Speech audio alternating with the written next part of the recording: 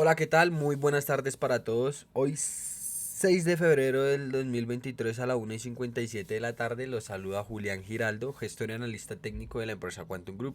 Vamos a dar cierre al primer día de la segunda semana del segundo mes del año con nuestro matutino seguimiento al dólar americano, sus correlacionados, algunas materias primas como el oro y la plata y la criptomoneda líder del mercado, el Bitcoin. Bien, bueno chicos, realmente el dólar repunta en estos momentos a nivel técnico de una manera bastante interesante en la primera zona de interés de todo el impulso originado el 4 de enero del año 2021, en el que habíamos comentado para las personas, para nuestros más fieles seguidores del canal y los que han estado con nosotros desde el principio, recordarán que comentábamos que todo esto era un impulso que debía ser oxigenado. Es cierto que en fractales más pequeñas ha perdido los niveles de los 107.59, de los 104.69 y ahora mismo intenta vulnerar el nivel de los 101.31 con un, vamos a decirlo así, rompimiento o podríamos decirlo casi un doble piso, ¿no? Ignorando de todas maneras el mínimo alcanzado en la sesión de la semana pasada hasta los 100.75.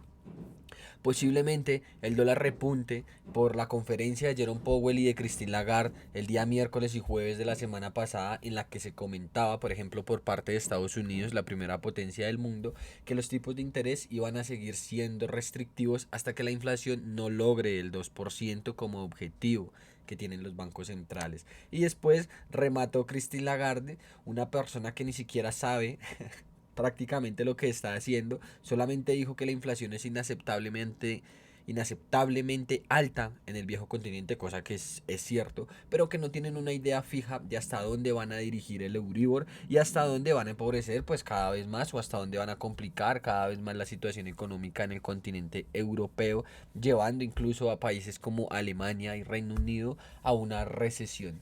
Bien, hablando de Alemania, incluso hasta de una posible estanflación. Pero bueno, vamos viendo cómo evolucionan los datos. ¿Por qué? Porque, como se les comentaba esta mañana, en el año 2024 tenemos, o bueno, no tenemos, hay elecciones en los Estados Unidos y en Taiwán. Vuelvo y les digo, ojo con Taiwán. Taiwán se quiere separar de a poquitos de China, incluso está diversificando sus inversiones, cosa que no está mal realmente. Diversifica sus inversiones, descentraliza un poco todo su trabajo en China, en el dragón asiático, y empieza a diversificar sus empresas o bueno, sí, en diferentes lugares del mundo. Bien, teniendo en cuenta que, por ejemplo, Estados Unidos sacó el año pasado, a finales del año pasado, en el último trimestre del año, la famosa ley de ciencia y tecnología que obligaba a que todas las empresas estadounidenses se dirigieran a trabajar allá en los Estados Unidos y abandonaran China. Taiwán en estos momentos se encuentra prácticamente haciendo lo mismo, ¿no? Como les digo, es algo que no tiene ningún problema, ningún inconveniente, pero al mismo tiempo, pues no es bien visto por parte de la segunda potencia del mundo, que es China, ¿no? Entonces, teniendo en cuenta que hay elecciones en los Estados Unidos en el año 2024, a Powell siendo elegido a dedo por Joe Biden el año pasado, o bueno, cuando ganó, perdón, cuando Joe Biden ganó las elecciones de los Estados Unidos, perdón, no le queda de otra que si el objetivo de la inflación llegase rápido, posiblemente en el primer semestre del año presente, empiecen nuevamente a inundar el mercado, perdón, de dinero y el dólar se desvalorice. Entonces, ¿qué escenario podríamos nosotros plantear con el cierre de la semana pasada? Podríamos plantear un rebote que nos lleve hasta las zonas de los 108.03 y hasta la zona de los 110.89, ¿sí? En esa zona, según cómo reaccione el dólar americano en las siguientes sesiones, podríamos volver a vivir caídas de la misma por el mismo escenario que les estoy tratando de resumir. Sí, es un escenario que de todas maneras necesita más estudio y necesitaríamos ver o hacerle seguimiento a los indicadores adelantados de la economía para ver si realmente el IPC si va a lograr ese objetivo, como dice el consenso del mercado y bastantes bancas patrimoniales, el objetivo del 2% para el mes de junio o julio, en donde, bueno, seguramente si el dólar se mantiene fuerte hasta esos tiempos, hasta esos momentos, se debilite luego con fuerza y liquide los objetivos de los 93 puntos que tenemos e incluso de los 85 puntos. Bien, Sin embargo, esto también es todo un impulso primario que de todas maneras tampoco, miren, por muy poco, no lo ha sido. Bueno, tendríamos la primera zona de interés en los 92 puntos para ver de ahí si lograse conseguir mitigar o liquidar los objetivos que tiene también aproximadamente en los 140 puntos. ¿De acuerdo? Son escenarios bastante interesantes que tenemos y la burbuja de la deuda seguiría incrementándose y una vez esta se pinche por todo esto que se está volviendo a realizar, los ciclos de la economía que cada vez son más rápidos, generalmente o históricamente hay crisis cada década, por así decirlo, pero ahora mismo estamos viviendo crisis cada año o 2 años de intermedio, ¿sí? Hay un año de crisis, 2 años de sosiego, de tranquilidad y después vuelve la crisis. Veremos. Hasta el momento hay un buen rebote. De todas maneras, aquí hay una caída bastante interesante con todo un impulso secundario que ya ha superado la primera zona de interés y al parecer pues tiene la fuerza suficiente para superar la segunda y poder seguir subiendo por lo menos de todo este impulso secundario hasta la zona de los 105.18. Bien, como les digo, veremos si el dólar recupera fuerza teniendo en cuenta la restricción por parte de la Reserva Federal y el punto neutro que todavía mantienen en el 5%, cosa que tampoco es muy fiable o muy viable para la Fed teniendo en cuenta la deuda pública de los Estados Unidos y ese techo que volvieron a alcanzar. Bien, recuerden, entre más altos estén los tipos de interés durante más tiempo, se encarecen más las deudas de los países. Bien, otra idea, bueno, es lo del petróleo que habíamos visto. Miren, aunque está cayendo y ha perdido niveles muy importantes, aún se mantiene en esa zona, chicos, de los $73 por barril. Y hablo del petróleo porque esta tarde hay un dato bastante interesante y Estados Unidos es un país ajedrecista. Realmente yo me quito el sombrero delante de Estados Unidos durante todas las jugadas que ha hecho maestras, incluso desde que se acabó la Segunda Guerra Mundial, cuando se posicionó como la primera potencia, cuando posicionó al dólar como la divisa hegemónica del mundo, pues en esta ocasión Estados Unidos ocupa más del 40% del mercado europeo de gas natural licuado, sacando a Rusia del mercado y teniendo todo su dinerito para él cogiendo todo el mercado, mientras que por ejemplo países como China e India también muestran su habilidad en los negocios y revenden todo el petróleo ya refinado a la Unión Europea, al viejo continente, que es el mismo petróleo que les vende Rusia y ellos lo revenden más costoso. Increíble, ¿no? Ajedrecistas como tal. Ahora, nos dirigimos a los correlacionados, el euro, un euro que por ejemplo hemos visto en clases con los chicos y en clases también personalizadas que yo tengo. Bueno, teníamos una idea de cobertura y una idea a favor de la tendencia, un fractal alcista que ya fue perdido en los 1.080. En estos momentos mantenemos deudas de Fibonacci en los 1.02 y los 0.99, en donde si nosotros ya sabemos que esto es un impulso primario, tendríamos zonas de objetivos o zonas de interés, perdón, en los 1.01 e incluso los 0.98 para de ahí tener una onda confiable que nos dé la posibilidad de marcar un X12 alcista. Pero de todas maneras, teniendo en cuenta que al euro todavía le queda una deuda un poco más bajista en los 0.93 más o menos, 0.93. Sí, eso es una deuda y una proyección que tendríamos más o menos en los 0.88. Proyecciones tienen un 50% de darse, deudas tienen un 100% de ser liquidadas. Veremos, si el euro llegase a perder a largo plazo la zona de los 0.97, bueno, nos iríamos con las ventas totalmente hasta esa zona de los 0.93. La guerra continúa, recuerden, eso afecta demasiado. Hoy, o bueno, ayer también existió o están en estos momentos enfrentando Turquía y Siria un terremoto de 7.8 grados en la escala de Richter. Hasta el momento se reportan más de 2.000 muertos. Realmente pues es una mala noticia para estos dos países. Desde aquí, desde Quantum Group, pues enviamos todas las condolencias a estas personas, a estas familias que pues realmente han perdido la vida y a miembros. Pues es lamentable, ¿no? Pero pues así es la naturaleza.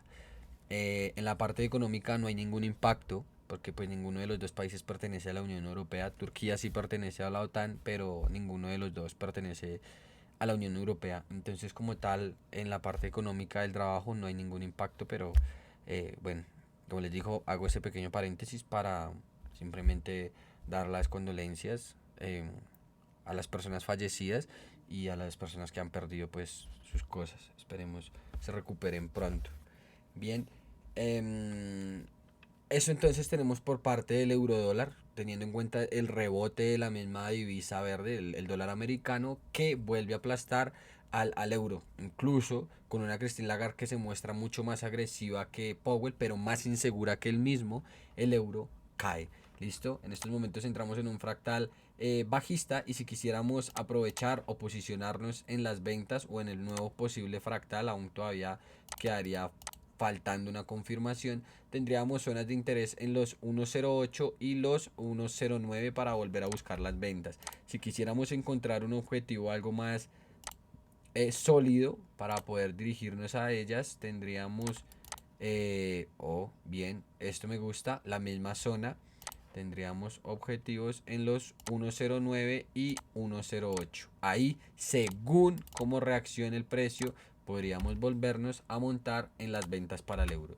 La libra esterlina, que es otro de los activos a los cuales nosotros les hacemos seguimiento en el canal, también se desploma incluso con mucho más fuerza que el euro. Recuerden la crisis política, social y económica que enfrenta en estos momentos el Reino Unido, de la cual los medios de comunicación no les van a hablar mucho. Muchas cosas que pasan en los países de primer mundo no salen en los medios de comunicación tradicionales, como por ejemplo la protesta que enfrentó Macron la semana pasada o hace 15 días, en donde más de 1 millón de personas salieron a protestar por el incremento de la edad en la pensión e incluso pidiendo la dimisión del propio Emmanuel Macron, que no da pie a torcer con su decisión y que de todas maneras lo tenía dicho cuando quería ser reelegido como presidente. Entonces, bueno, tampoco hay mucho que pelear ahí, pero pues ya conocemos cómo es el movimiento de los famosos chalecos amarillos, que son personas que no se la andan con juegos. Ahora, hablando con el Reino Unido, también han habido protestas en el país colonial, pero como les digo, son cosas o son noticias que no van a salir en los medios de comunicación tradicionales.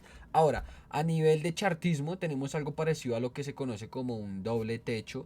Tuvimos la resistencia o la vulneración de la resistencia de los 1.20, que era el nivel que en el largo plazo esperábamos que sí perdiese como tal para considerarlo como un cambio de estructura, y en estos momentos esperamos una corrección del precio hasta las deudas de Fibonacci los 1.17 y 1.14, en donde si tenemos en cuenta todo esto también es un impulso primario que incluso nos puede llevar un poco más abajo a la zona de interés en los 1.14 o los 1.11.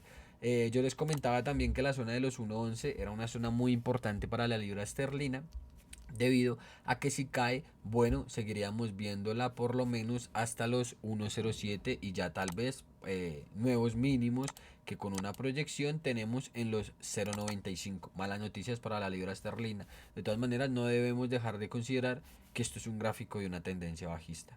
Hasta donde nos demuestra el precio, es un gráfico en una tendencia bajista. Aquí miren, tuvo un doble piso en la misma zona de los 1.05. Interesante esa zona de reacción como punto de pivote. Y si nos dirigimos ahora al Bitcoin, nos damos cuenta que el Bitcoin ya está demostrando sus verdaderos comportamientos o su forma de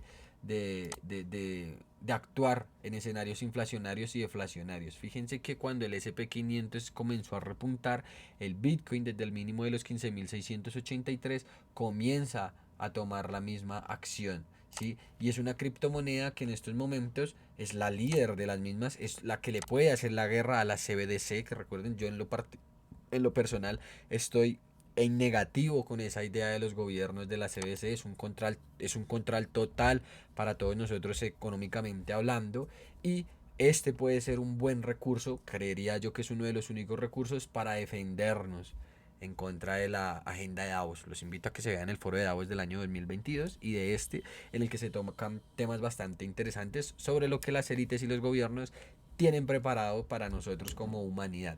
Bien, hasta el momento el Bitcoin se mantiene todavía en una tendencia bajista. ¿Por qué? Porque bueno, simplemente por razonamiento y por estructura y acción del precio tenemos un impulso, sí. Este fue el verdadero nivel que rompió el siguiente mínimo, que ocasionó un nuevo mínimo, y hasta el momento experimentamos un retroceso que seguramente pueda quedarse en un lapsus. Vean, Bitcoin se consolida por bastante tiempo cuando decide hacerlo antes de dar el movimiento, y pueda darnos la última caída que esperamos hasta los 11.341.